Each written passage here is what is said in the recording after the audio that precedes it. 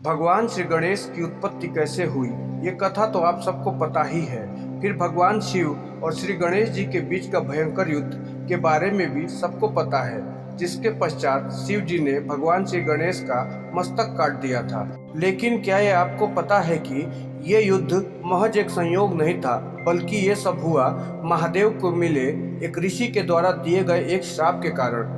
तो क्या था वो श्राप जिसके कारण भगवान भोलेनाथ को अपने ही पुत्र का मस्तक काटना पड़ा? हम आपको ये कथा सुनाने जा रहे हैं। इस कथा को सुनने के बाद अगर आपको हमारी मेहनत अच्छी लगे तो कृपया आप हमारे चैनल को लाइक और सब्सक्राइब जरूर करें और कमेंट में श्री गणेश लिखकर हमारा हौसला बढ़ाएं। एक बार नारद जी अपनी एक जिज्ञासा के निवारण हेतु श्री हरि के पास पहुंच गए और भगवान श्री नारायण से विनती के स्वर में बोले, हे प्रभु, मैं आपसे ये जानना चाहता हूँ कि जो भगवान शंकर सबके पीड़ाहारी हैं, जो संसार के समस्त कष्टों को दूर करने वाले हैं, आखिर उन्होंने क्यों अपने ही पुत्र गणेश जी के मस्तक को काट दिया?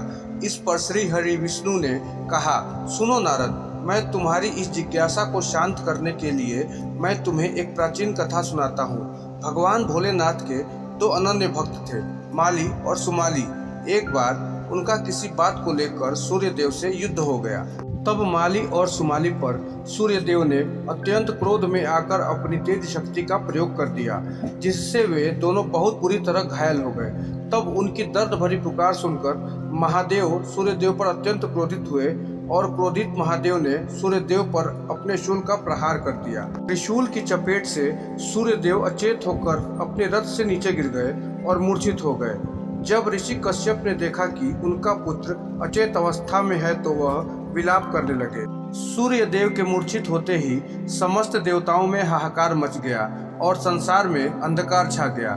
तब ब्रह्मा जी के पौत्र ऋषि कश्यप जी ने क्रोध में भरकर भगवान शिव को श्राप दे दिया। वे बोले, जैसा आज तुम्हारे प्रहार के कारण मेरे पुत्र की जो स्थिति हुई है, आपको भी एक दिन उसी स्थिति का सामना स्वयं अपने पुत्र पर अपने ही त्रिशूल के प्रहार से होगा। आपके पुत्र का मस्तक कट जाएगा। फिर जब भोलेनाथ का क्रोध शांत हो गया, तब उन्होंने सूर्यदेव की चेतना वापस लौटा दी। फिर जब सूर्यदेव को ऋषि कश्यप के द्वारा दिए गए श्राप के बारे में पता चला, तो उन्होंने सब चीजों का त्याग करने का निर्णय ले लिया।